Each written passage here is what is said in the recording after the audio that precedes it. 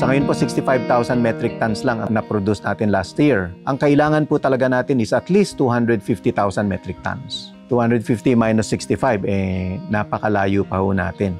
Para po sa local demand.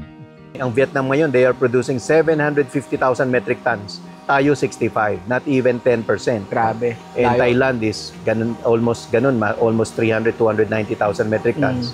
Indonesia is producing about 520,000 metric tons. So, sobrang layo talaga. hindi tayo makakahabol kapag hindi technology-based or hindi modernized. And all of them, they are able to achieve that because ganitong facility na.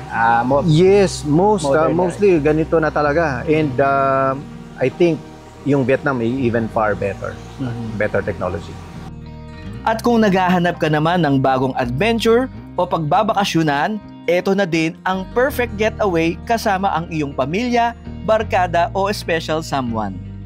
Napakaganda ng kanilang staycation facilities at tuturuan ka pang lambatin ang mga hipon, catch and cook or iuwi pasulubong ang mga premium shrimp na ito.